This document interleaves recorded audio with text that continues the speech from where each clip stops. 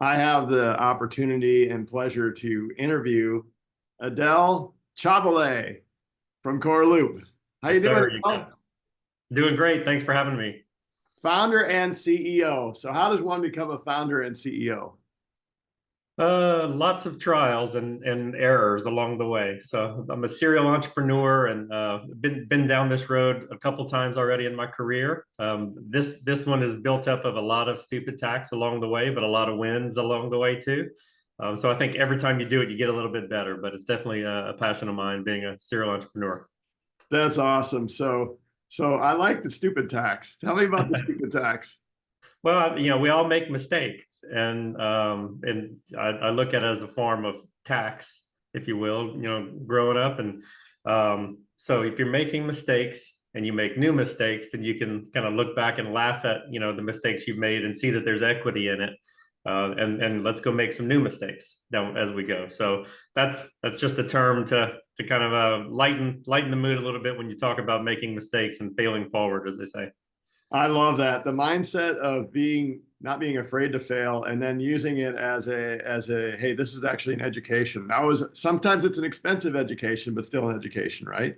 As long as it's not catastrophic, you're going in the right direction.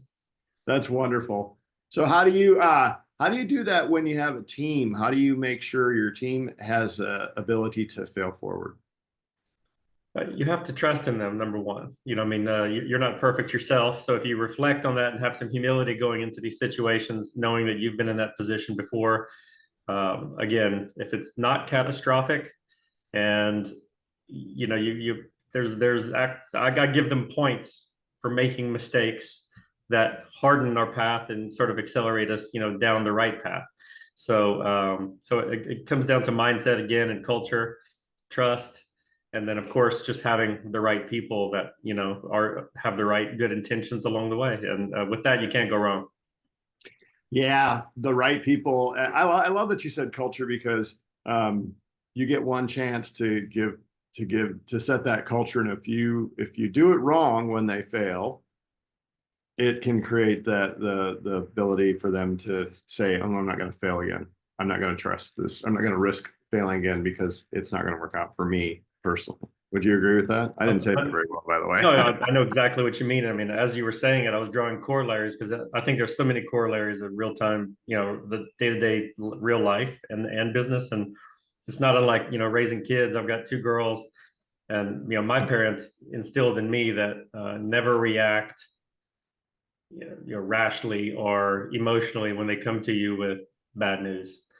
Listen to it, take it in, and if you scare them or you freak out whenever they come to you with, and they're coming to you with something that they've done wrong or made a mistake, they won't come to you again. So it's about creating that wheel of trust and learn together. If it's their mistake, it's my mistake. Maybe I didn't teach them right, or my wife didn't teach them right, or vice versa, or whatever. But same thing in business. If there's a mistake happening, unless it's just um, what's the word I'm looking for? Just flat out, error on their part. That's different, obviously, than trying something new and trying to grow along the way.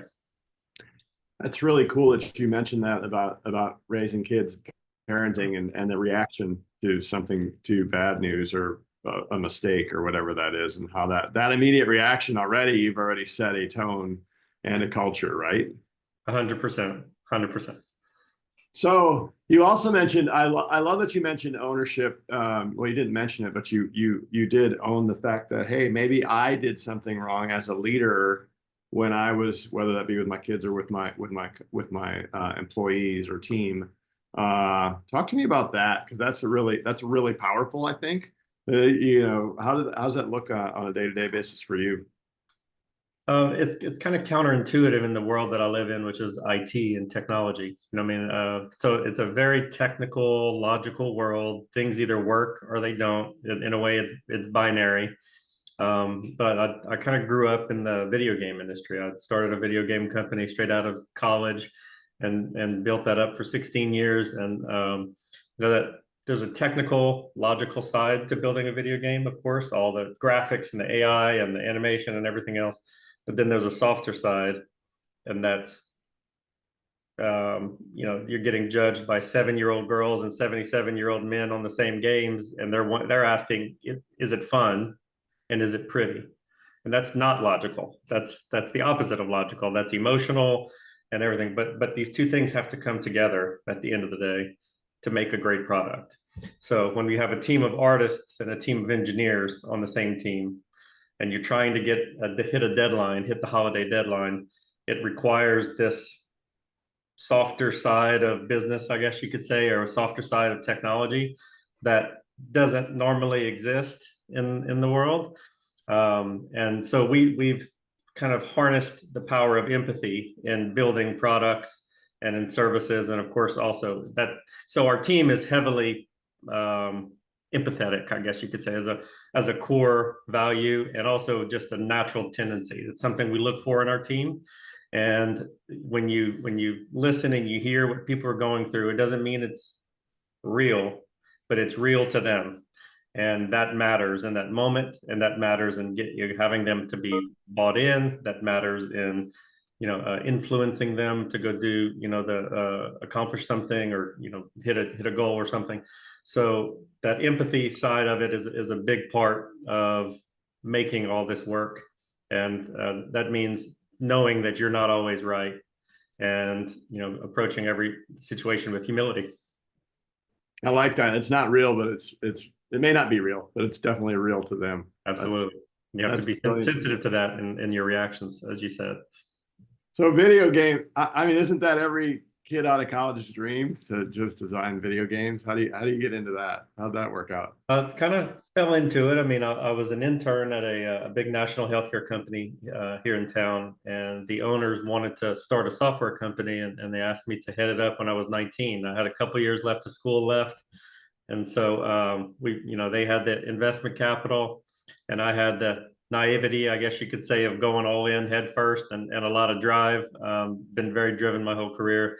And this was one where I couldn't turn it down. So 6 days after graduating from LSU, it set up a card table, and we called it TimeGate. It was a video game development company here in town.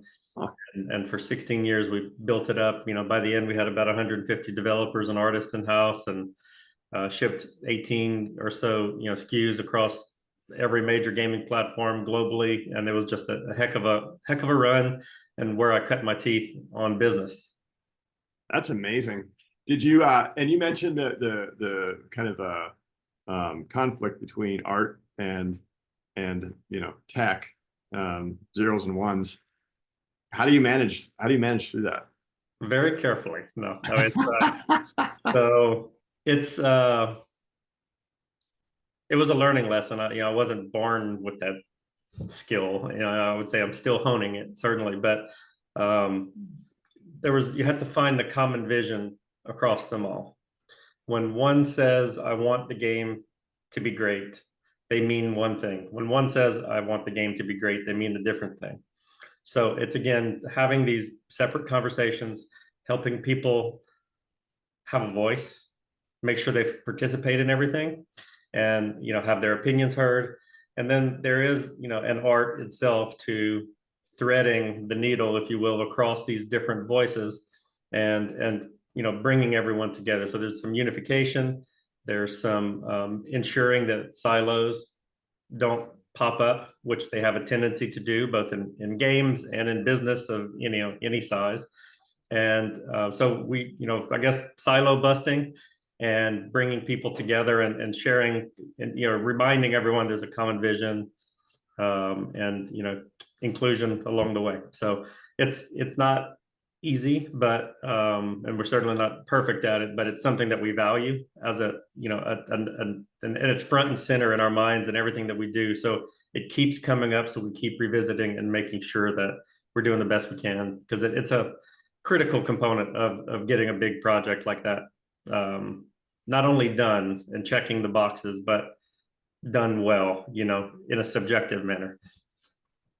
Yeah, you sure said a lot there. That's the idea of people, first of all, feeling heard, even if we're not going to do exactly what they want, but just to feel like they had a voice in the process and were listened to, and give them some good feedback is so powerful.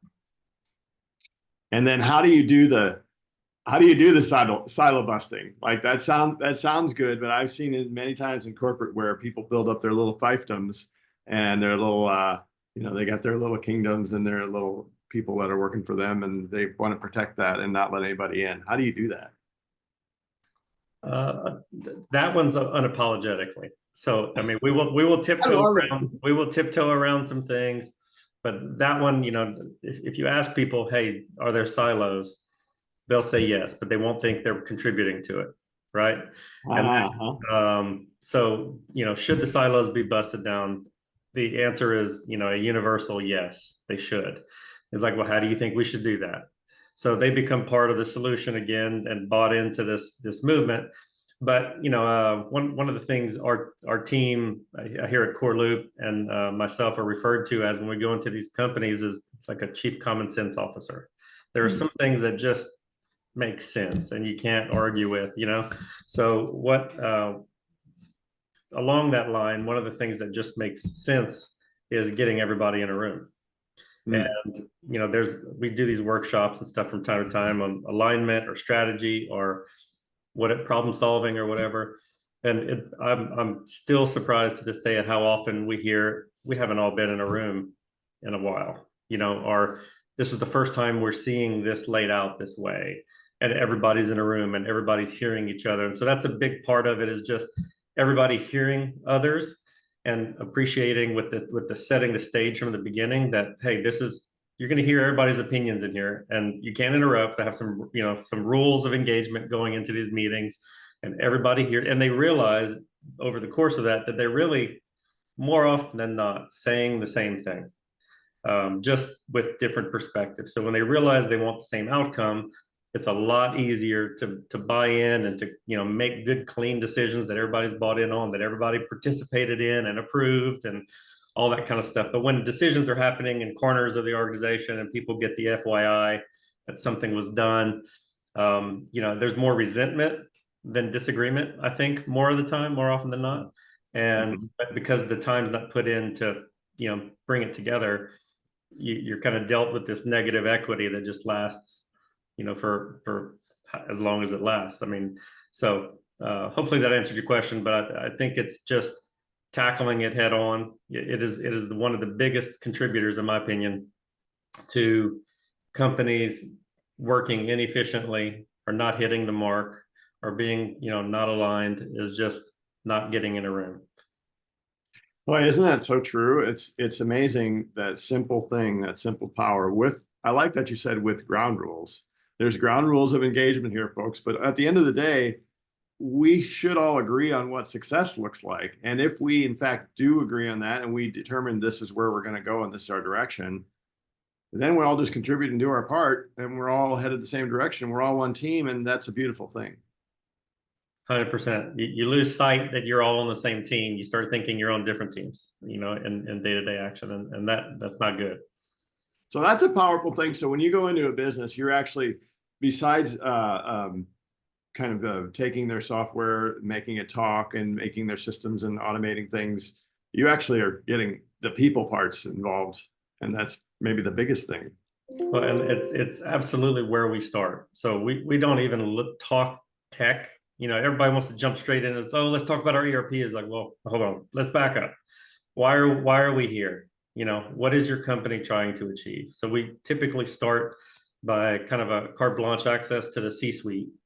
And we're spending time listening to each of them because they each have their own very different perspectives from their corners of the organization, and what the business is trying to do, what the pitfalls are, what the challenges are, what the opportunities are. And again, very quickly, you can start to see, where the hot spots are, where the thread is, what do they have in common, where's the alignment, where's it not.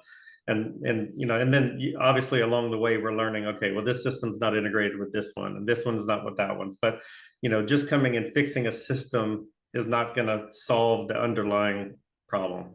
The system is an enabler, it's a force multiplier, but everybody has to be willing participants, in the system at the end of the day. So once we have a good understanding of the vision of the company and where it's going and where it's hitting friction, then we can turn our attention to the IT and technology part and say, how do we address with what they have there? They've already made significant investments more often than not. How do we preserve what's there, steer them, micro tune them, and then what's fundamentally missing, if anything, and then, you know, to kind of catapult the company to the next level. So there is definitely a people component of this. And, you know, we typically start with vision and people first and foremost, and then the technology is not going to solve either one of those problems. It will accentuate them, or it will enable them. And, you know, our goal is to obviously enable. Yeah, and then if you can do that, and the communication is there, which you're facilitating, first of all, getting your group together, but then keying in on the communication as you move through the process has to be super powerful. So here's a question for you. You've worked with a lot of businesses. You also own your own business and have owned several businesses and started, and that's awesome. What are some of your biggest challenges you see coming up? For my company, or the Sure. I'll take either one, actually, but okay, however you want to play it. You know, you hopefully can appreciate this. Like, we help companies all day long, but when we look in at our own company, it's like, okay, we need help. I mean, we're too close to it, right? You're just too close to it.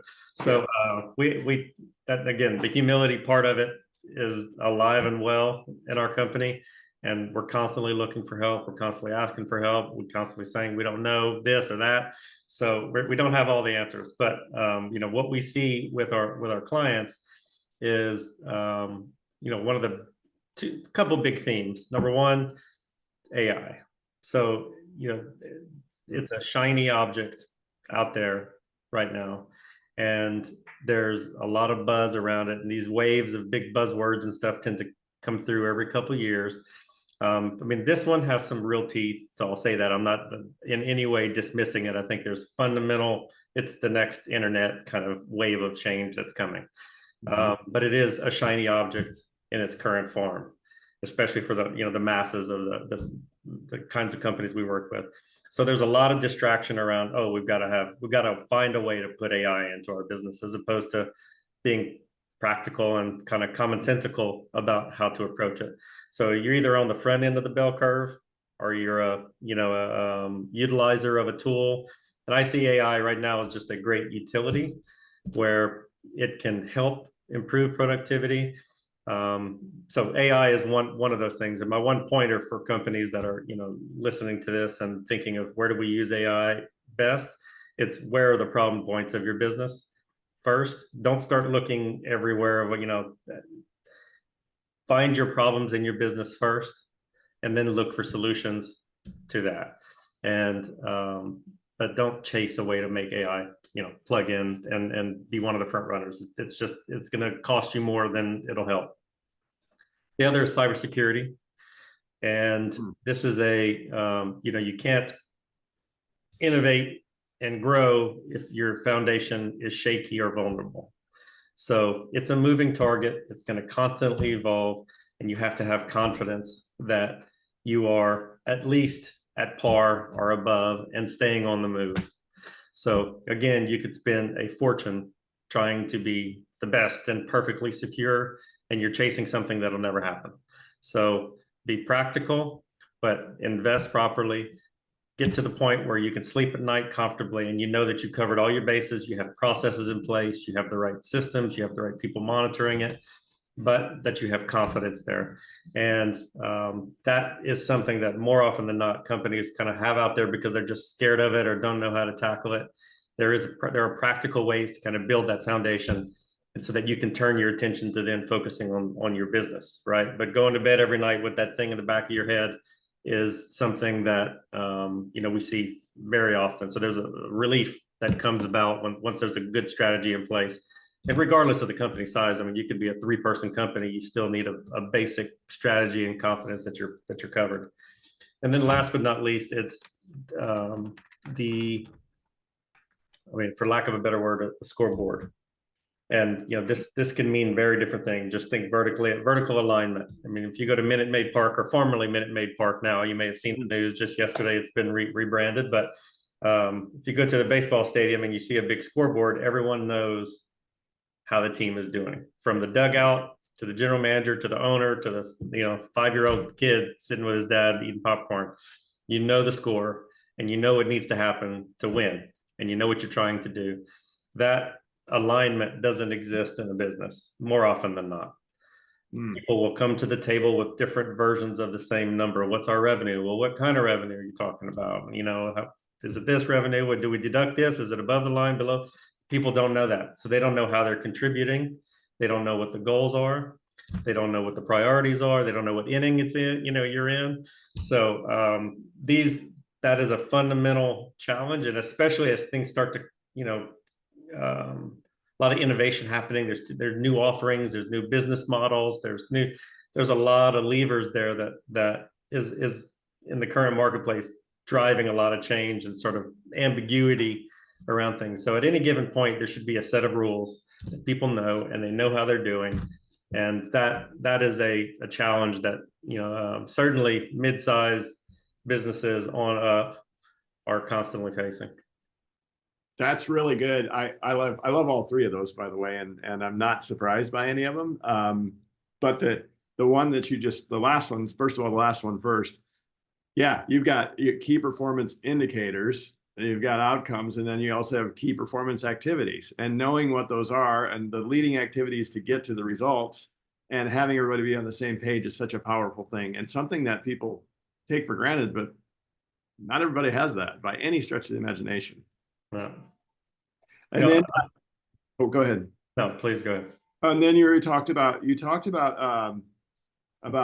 just cybersecurity, and boy, what a great thing to just remind people of, because I've seen companies, even just smaller companies now, that are getting hacked, and not only are they wasting tens of thousands or maybe hundreds of thousands of dollars, but they're losing that confidence of their people, of their customers, and they're wasting a whole bunch of time too. So it's amazing how much effort is going into hacking companies and holding them for ransom now. And then going back to the first one, I love it. It's like I agree with you. We do the same thing. We go out and we help people, and then it's like the plumber's house who hasn't fixed his toilet, and his water heater's leaking. Like, we got to go back and look at our own house and make sure. And sometimes you got to have outside perspective to do that. You invite somebody over, and they're like, "Dude, your toilet's leaking. Like, what are you doing here?" Right? But that outside perspective is so powerful and needed. So I love that you captured that one. Let me ask you, two more questions, then I'll let you go. Number one, what is one thing that one of these stupid taxes, let's say, what's one stupid tax that you really got that you're like, oh, that was super expensive, and I want to tell the world not to ever do this, and I'm never going to do it again? You have one of those that comes to mind? Where do I start?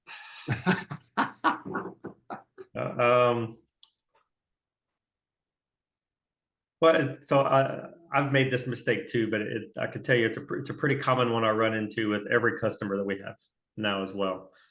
And it's in from an IT perspective, I'll kind of focus there. There's a tendency to think that when you go buy a system for something, that your problem's solved.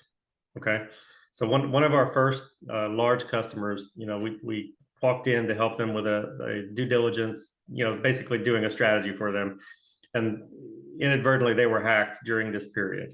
So we hadn't even met the IT guys yet. We were talking to the business teams, and so we get a call from the CEO and said, "Hey, can you come in and take a look?